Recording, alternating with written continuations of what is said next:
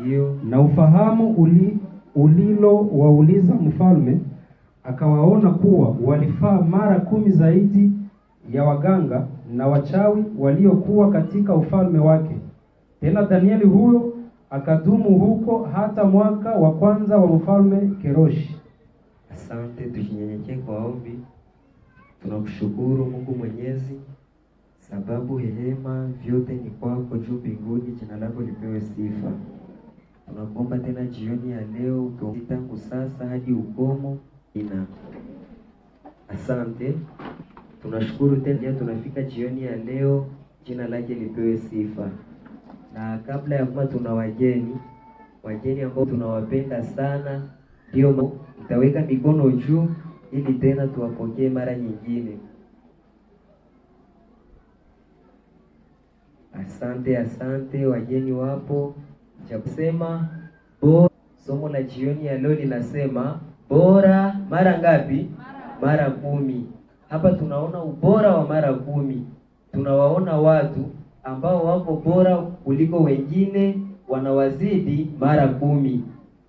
Na ndiyo maana hasa maisha ya Ukristo, unapoitwa kuwa mfuasi wa Yesu, unapoitwa kuwa mwanafunzi wa Yesu, hapa unakubali kuwa balozi wa Yesu, unakubali kuwa ambasaderi wa Yesu. Na kama tunavyofahamu kazi ya balozi ama ambasaderi, anakuwa ni mwakilishi. Wanaposema ya kuwa huyu ni ambasaderi, anakuwa ni mwakilishi.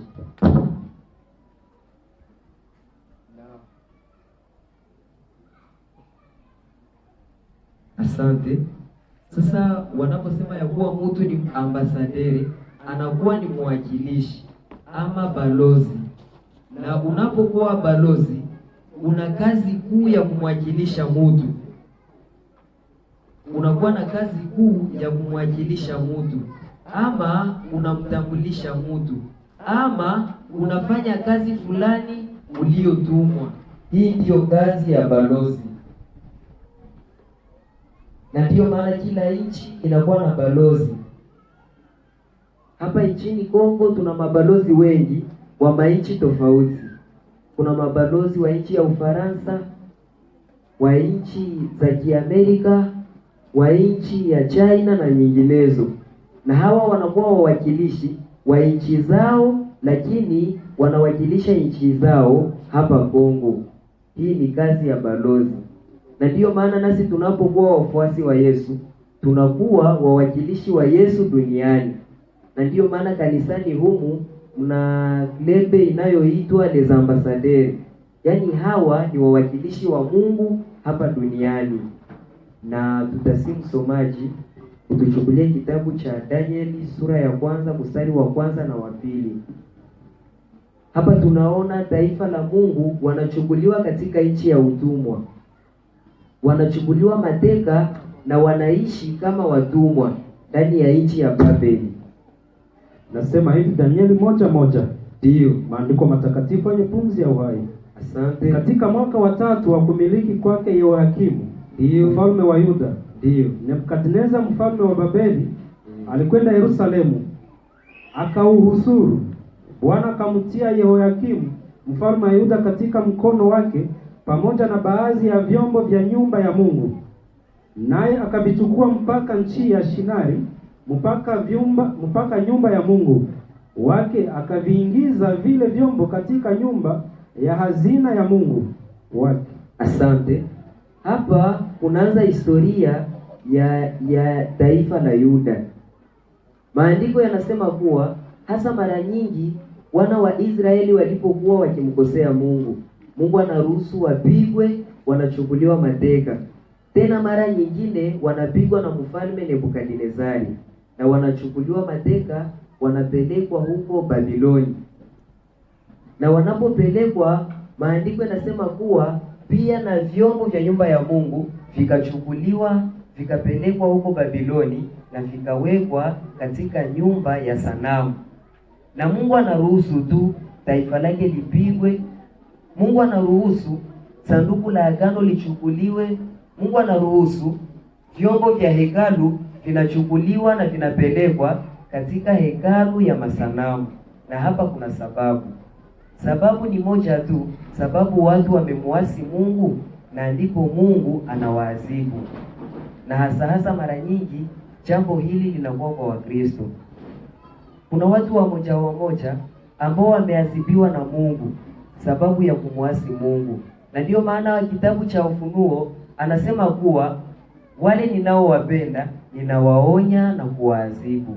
Sasa Mungu anaadhibu taifa lake sababu ya uasi wao. Lakini kutokea na adhabu, ijapokuwa wamemuasi Mungu, sababu Mungu ni mwenye upendo na anamtafuta mdhambi kwa kila kona na kila njia. Tena huko Mungu anahitaji wamwakilishe. Mungu anahitaji wawe mabalozi wake huko Babiloni. Na ndiyo maana mfalme anasema ya kuwa wachukuliwe vijana wenye akili, vijana wa damu ya kifalme ambao watafunzwa vema na waletwe katika nyumba ya mfalme, waletwe katika ikulu ya kifalme na waweze kumtumikia mfalme. Na miongoni mwa wale vijana mna Danieli na wenzake, wanachukuliwa, wanabeba mateka. Na wanapofika katika nyumba ya mfalme, mfalme anawaagizia ya kwamba ili wawe na akili ya juu, ili wawe wazuri kwa umbo, wawe na mili ya kuvutia. Sababu wanaposema ya kuwa huu mtu itamufaa awe katika nyumba ya kifalme, kwanza hapa kuna nyadhifa fulani. Hapa inahitajika awe bora kuliko watu wengine.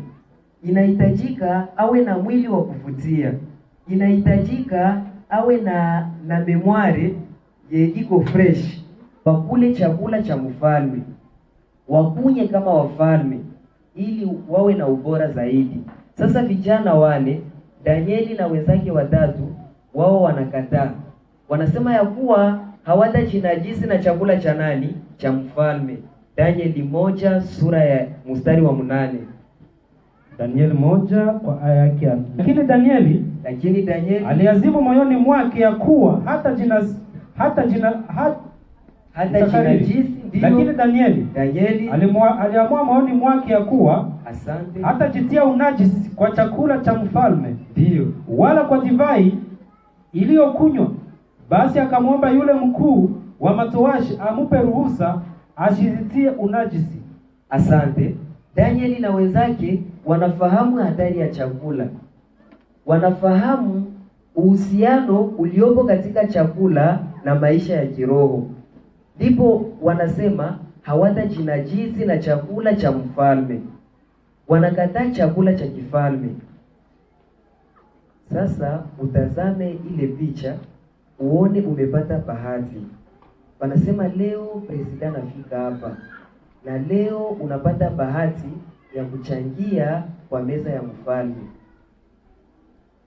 Esi hata wakwambie utakula hivi vilitoka mweze, unaweza vikatala? Tuache unafiki. Wanakuambia utakula na mfalme, unachangia na mfalme, unakula chakula cha mfalme. Eske ile opportunité unaweza cheza nayo? L'occasion n'est pas ratée. Sasa maandiko yanasema kuwa vijana hawa wanasema hawatajinajisi na chakula cha mfalme, sababu wanajua ya kuwa mfalme anatumia vitu visivyompendeza Mungu. Wanafahamu ya kuwa chakula hiki si chakula ambacho Mungu ameagiza katika maandiko.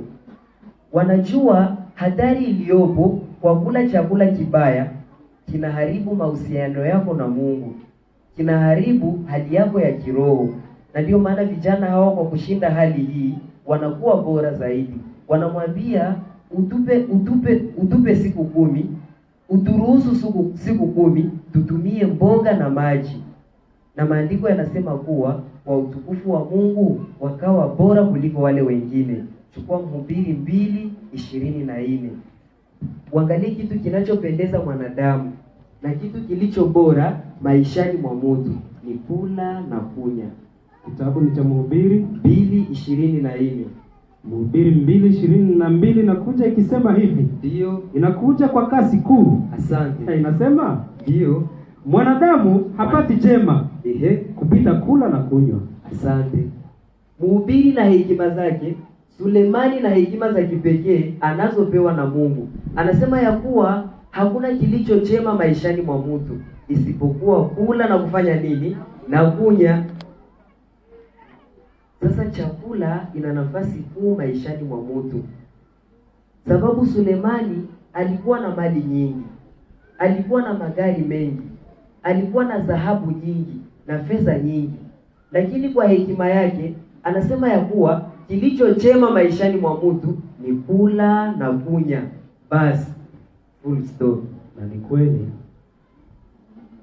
Sasa na chakula, ijapokuwa wenda tunaidharau, lakini chakula inakuwa ni kitu kikubwa maishani mwa mtu. Ina mahusiano kati ya mtu na Mungu. Na ndiyo maana unapoangalia wazazi wetu wa kwanza, Mwanzo sura 3, wanaanguka kupitia nini? Chakula. Tunda. Wanaasi na laana inaikumba dunia yetu hii. Dunia yetu inaingia mikononi mwa shetani sababu ya nini? Ya chakula. Ndio maana vijana hawa wanasema hatujinajisi na chakula ya mfalme, sababu wanafahamu hatari ya chakula. Yesu anapofunga anafanya siku 40, siku 40 anapokesha na kuomba. Sasa maandiko yanasema kuwa anashikwa na njaa, na shetani anaanza jaribu la kwanza kuu. Anamwambia, sasa wewe ikiwa ni mwana wa Mungu, sugeuze jiwe kuwa mkate ukule. Unajiua kwa nini? Anamwambia, ikiwa wewe ni mwana wa Mungu, ikiwa una uweza mkubwa, sugeuze hii nyoka iwe samaki. Shetani anamjaribu Yesu kupitia nini? Chakula. Sasa chakula ina mahusiano makuu na Mungu. Chakula ina hatari kubwa.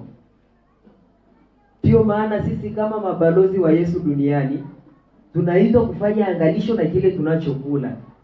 Tunaitwa kufanya angalisho na kile tunachotumia. Chakula ina hatari kubwa. Na vitabu vingine vinazungumzia mambo hayo. Hadithi za Mtume Muhammad, Qur'ani na vitabu vingi vya historia. Lakini tutasimu msomaji, chukua Qur'ani 2 aya yake ya 173. Hapa wanaelezea hatari ya chakula nguruwe na vinginevyo. 173. 173. Bismillahirrahmanirrahim. Ndio, anasema kwa jina la Mwenyezi Mungu. Ndio. Anasema kwa jina la Mwenyezi Mungu mwenye kuneemesha rehema ndogo na neema kubwa. Ndio. 273. Ndio. Inasema hivi. Asante. Hapo ni Mtume Muhammad anaponena na Waislamu, anawaambia hivi. Ndio. Yeye amekuharamishieni mzoga tu na damu. Ndio. Ya nyama ya nguruwe. Ya nyama ya nguruwe.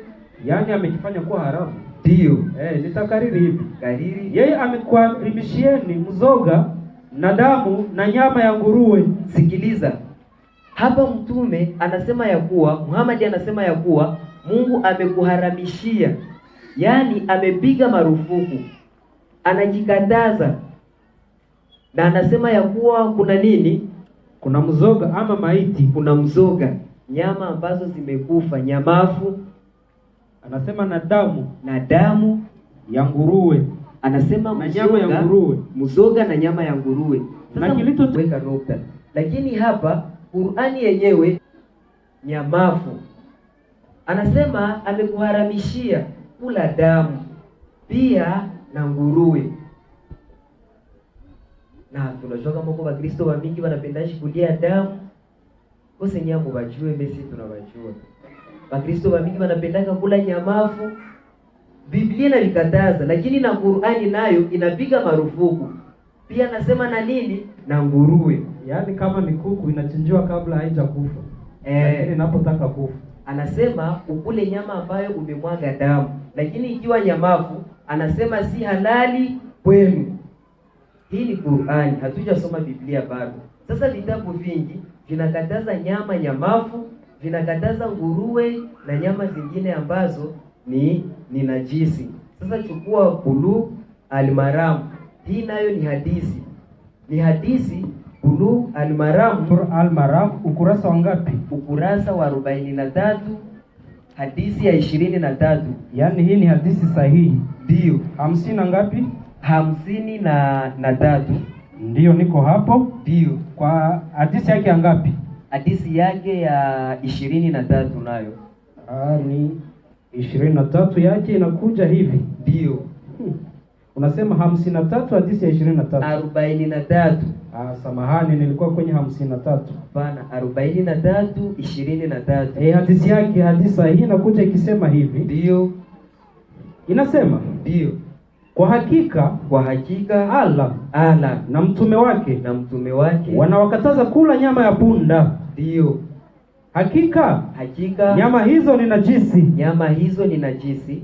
Sasa kwa kuendelea hapa wanaongelea kuhusu punda na nyama wengine. Na Torati sura ya 14 hapa wanataja nyama safi na nyama najisi. Wanataja nyama zitakazoliwa na nyama ambazo hazitaliwa. Sasa wanasema miongoni mwa nyama ambao wana miguu minne. Kwanza hapa wanatoa nyasifa za kusema kuwa nyama huyu acheue na agawe nini? Agawe kwato. Sasa hapa kushuka kwa hadithi hii wanasema ya kuwa hatutatumia punda, sababu punda anagawa kwato lakini hacheui, na huu si safi kwetu. Na wanaongelea nyama nyingine, wanasema pia hatutatumia labe, sababu nayo inacheua lakini haigawi kwato. Hizi ni hadithi, si Biblia. Sababu watu wengi wanasema kuwa mbona Mungu anatuletea vya Biblia? Hakuna vingine vitabu hivyo vinashuhudia, lakini hadithi nyingi na vitabu vingi vinashuhudia. Pia uchukue hiyo kitabu, chukua 453 Bulugh al-Maram, ndio 453 hadithi ya 1073. 453 niko hapo. Ndio, hapa wanaongea kwa ajili ya pombe. Ndio. 73. Ndio. Hapa ni hatari ya pombe sasa. Sasa hapa wanasema hivi. Ndio. Amesimulia kuwa Swaid. Ndio. Alimuuliza Mtume sallallahu alaihi wasallam kuhusu pombe inayotengenezwa ndio ili iwe ni dawa. Mtume akamwambia hiyo si dawa. Hii si dawa. Lakini ni ugonjwa. Mara nyingi watu wana mwili wa mtu unaacha ya nini? Ya alcohol. Na wanasema ya kuwa pombe ina mafaa sababu inaleta alcohol ndani ya mwili wa mtu. Lakini hadithi hii inasema ya kuwa kwa wale wanaotamani kunywa pombe, kwa wale ambao wanakusudia kunywa pombe, hii si nini? Si halali kwa mtu. Haifai. Ndio maana pombe si halali kwa muumini. Na wengi kwa kuchanganyikiwa wanasema kuwa Paulo anamwagiza Timotheo, anamwambia unye mvinyo kidogo kwa ajili ya tumbo ambayo imefanya nini? Imekushinda. Lakini hii si pombe. Mvinyo ni vin. Eski sasa wanasema vin ni pombe. Aseme Ituru vin ni pombe. Vin ni pombe, kinywaji ni pombe. Kinywaji ni pombe. Sasa nasema kinywaji ni pombe? Hapana. Kinywaji inaweza kuwa maji, inaweza kuwa juice, inaweza kuwa pombe, ni mambo mengi. Sasa nasema unye mvinyo kidogo kwa ajili ya tumbo yako ambayo imekushinda. Na hii si pombe. Hii inakuwa juice, inakuwa ni vin, inakuwa ni mtobe. Sasa wakati ule kuna aina nyingi ya mitobe ambayo inatengenezwa. Na hii ambayo Mtume Paulo anamwagiza Timotheo sio pombe. Ndio maana hadithi ile inasema kuwa haifai mtu anywe pombe, haifanyi mtu anywe mvinyo, anywe kileo sababu ya kujitunza. Kuna chakula nyingi ambazo ni dawa, kuna juisi nyingi ambazo ni dawa. Ndio maana na hapa mtume anakemea, anasema ya kuwa mvinyo si dawa.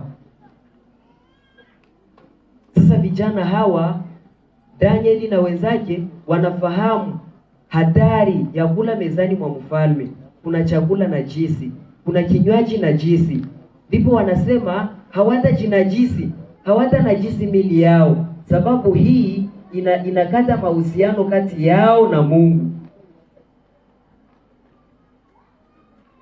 Na ndiyo maana unaposoma kitabu cha Mwanzo sura ya 7, kabla ya Mungu kuagiza mtu kula nyama, anamwambia Nuhu uingize wanyama wa saba ambao ni safi.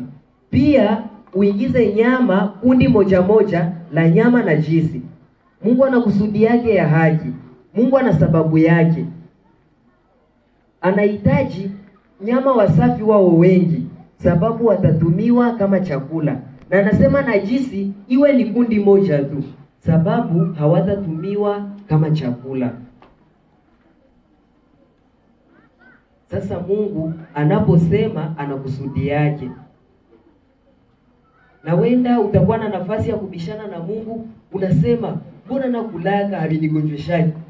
Bishani fadia nini? Mbona debu niko nakunya kumaziwa, ile maziwa ya pili. Mbona debu niko nakunya kupombe, haya nifanyaga vya mubaya.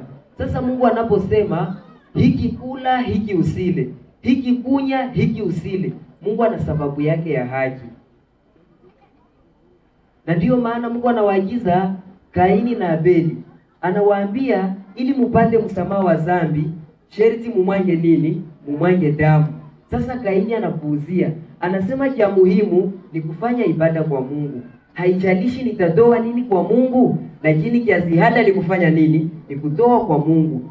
Na ndipo anapotoa sadaka yake inakuwa machukizo kwa Mungu, sababu hafuatishe utaratibu wa Mungu. Mungu anakuagiza kula hivi usile hivi. Mungu ana sababu yake ya haki. Na usiulize ni kwa nini Mungu anasema, ana sababu yake ya haki. Ndio maana Mungu anaposema wanyama hawa ni safi mule, Mungu anaposema kinywaji hiki hakifai kwa mtu usinywe, na usiulize ni kwa nini. Fahamu ya kuwa Mungu ana sababu yake ya haki, na sababu iko katika kitabu cha Wakorinto wa kwanza sura 6:19.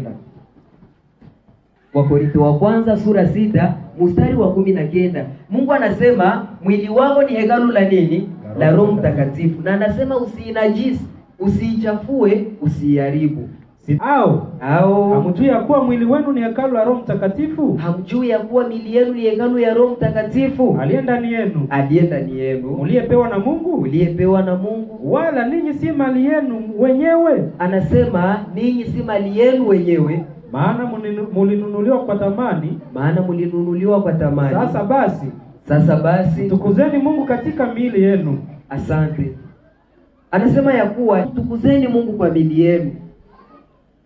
Na wanapokuambia ya kuwa hii si mali yako, hautaitumia jinsi unavyopenda. Utaitumia kulingana na utashi wa mwenye nini? Wa mwenye mali. Ndio maana anasema miili yenu ni hekalu la Roho. Sasa Mungu anaagiza hiki kula, hiki usile. Wewe kama hekalu la Roho Mtakatifu unaitwa kushika maagizo ya Mungu. Unaitwa kula chakula kilicho safi. Unaitwa kutokunya vileo ambavyo vinachanganya ubongo wako na kukuharibu akili. Ninyi si mali yenu mwenyewe. Vijana hawa wanafahamu hatari ya kula kwa meza ya mfalme. Wanafahamu hatari hii, na ndio maana wanasema hatujinajisi kwa chakula cha nani? Cha mfalme. Sasa jioni ya leo unaitwa kushika maagizo ya Mungu. Jioni ya leo unaitwa kutii maagizo ya Mungu. Lakini Yesu anafahamu hatari ya kula chakula najisi. Pia na Yesu mwenyewe anafahamu ya kuwa kuna chakula safi na kuna chakula najisi. Kitabu cha Mathayo 13:47. 3:47 yake inakuja ikisema hivi. Ndio. Kwa wale ambao wasiojua maandiko, Huo ndio muda wa kusikiliza na kuamini. Asante. Inasema hivi. Ndio. Tena ufahamu. Tena ufahamu. Tena ufalme wa mbinguni. Ufalme wa mbinguni umefanana. Ndio. Na juya. Lililotupwa baharini. Anasema ufalme wa mbingu unafanana na juya lililotupwa baharini. Ufalme wa Mungu unafanana na file. Inatupwa wapi? Baharini. Nikakusanya samaki ya kila namna. Anasema nikawakusanya samaki wa kila aina. Sababu wanasema ya kuwa kuna samaki safi na wasio safi. Sasa samaki safi, maandiko Walawi yanasema kuwa ni wale ambao wana magamba na mapazi. Sasa nasema file hii inakusanya samaki, ama nyavu hii inakusanya samaki wasio safi na wasafi. Ndio 48. Ndio. Inasema ndio. Hata lilipojaa walilivuta pwani. Wakaketi. Wakakusanya walio wema vyomboni. Bali walio wabaya wakawatupa. Na Yesu mwenyewe anafahamu kuwa kuna chakula najisi na kuna chakula safi. Ndio maana anasema ufalme wa mbingu unafanana na aina mbili ya watu. Wamoja ni wasafi kama chakula kisafi, na wengine ni wachafu kama chakula najisi. Na anasema mwisho wa siku wanatupwa baharini. Yesu anafahamu ya kuwa kuna chakula kisafi na kisicho kisafi. Ndio maana jioni ya leo tunaitwa kama Shadraki, Meshaki na Abednego, tunaitwa kama Danieli kutii maagizo ya Mungu, kuanza mlo mwema na Mungu. Sasa unaposema jioni ya leo ninaanza upya na Yesu, ninaanza maisha mapya ya kutunza afya yangu kama balozi wa Yesu, simama tuombe pamoja. Na tena tunakaribisha wageni wetu jioni ya leo. Nanyi mnaposema tunaanza mlo mwema, tunaanza maisha mapya ya kula kile ambacho maandiko matakatifu inaagiza, nanyi mtapita mbele tufanye ombi pamoja. Kuwa ambasaderi wa Yesu, mwakilishi wa Yesu, na ninaanza maisha mapya, ninaanza mlo mwema, nawe upite mbele tufanye ombi pamoja.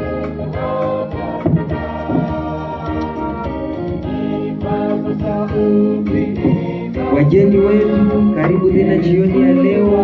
Unaalikwa tena kuombewa, na unaposema jioni ya leo ninaanza maisha mapya na Yesu, Yesu yuaja tena. Karibu sana wageni wetu na wote ambao wamejiandaa kwa ajili ya ubatizo, pia nanyi ukaribie mbele tuombe pamoja. Itowe mwangazi na vilima, Yesu yuaja tena. Unasema jioni ya leo ili uweze kufanyiziwa ombi tena. Jioni ya leo unabarikiwa. Karibu wageni wetu, tunawasubiri. Karibu sana mama, karibu sana jioni ya leo unabarikiwa. Karibu sana mama yangu, kiwa sana sababu tunaanza maisha mapya na Yesu, alafu tunabarikiwa. Karibu sana mama, karibia hapa mbele. Karibu sana ndugu yangu, nawe jioni ya leo unabarikiwa tena. Karibu sana ndugu. Wageni wetu tunawasubiri mkaribie mbele, unafanyiziwa ombi tu, alafu jioni ya leo unabarikiwa. Unaanza maisha mapya na Yesu, sababu maisha ya kiwa kupitia sana. Mataifa yatazilia. Karibu sana wageni wetu, karibu dada zangu, nanyi karibu jioni ya leo tena unabarikiwa. Karibu sana dada, jioni ya leo unabarikiwa. Asante sana dada, mkaribie mbele. Jioni ya leo unaanza upya na Yesu. Karibu sana ndugu, nawe jioni ya leo unabarikiwa. Unabarikiwa tena kupitia sala jioni ya leo. Karibu sana wageni wetu. Nimetoa maisha yangu kwa ajili yenu, nimekubali kufa kwa ajili yenu. Sasa anafungua viganja vya mikono yake, anawasubiri tena jioni. Tunapokomeshea hapa, lakini kama kawaida yetu unapotoa muda wako kuja kuhudhuria mikutano yetu.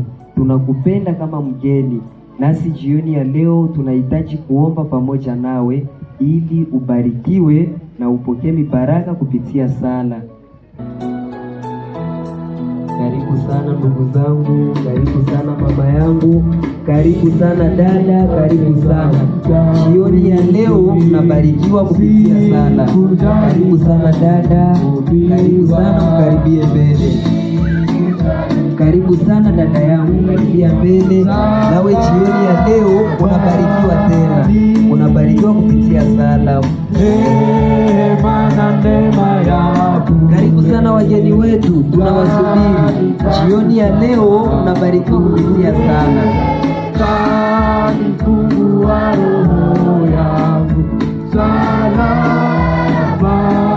Karibu sana wageni wetu, tunawasubiri. Karibu sana, mna nafasi nyingine. Unaombewa tu, hakuna mambo ya ajabu. Unaombewa sababu umetoa muda wako. Pia nasi tunakubariki kupitia sala. Yesu anakusubiri, Yesu anakusubiri dada yangu. Unapambana na moyo, lakini shinda kama za mwovu Ibilisi. Karibu sana dada yangu, tunakutazama uko unapambana na moyo, unajiuliza nikuye nisikuye, lakini jioni ya leo unaombewa tu, alafu unabarikiwa kupitia sala.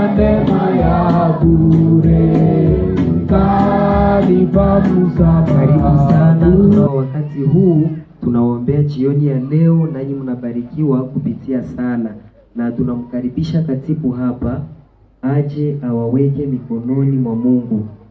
Karibu katibu.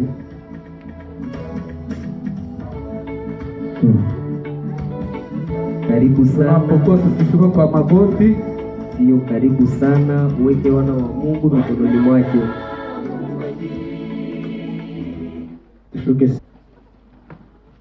Tunakushukuru Baba yetu kwa kuwa uliweza kutulinda tangu asubuhi, ulituongoza mpaka sasa hivi na kulipewa sifa. Tumekuja kuhudhuria na umetubariki, tumepata watu ambao wamekuja, wamejitoa kwako. Tunakuomba endelee kuwaongoza na kuwabariki wakati utakapokuja uweze kulaki mbinguni. Tunakuonyesha mhubiri wetu, endelee kumubariki na kumupa afya ili endelea kutuhubiri na akiwa na afya tashukuru jina lako. Endelea kuongoza ibada yetu, tuongoze tangu leo hadi mwisho, naomba katika jina la Yesu Kristo.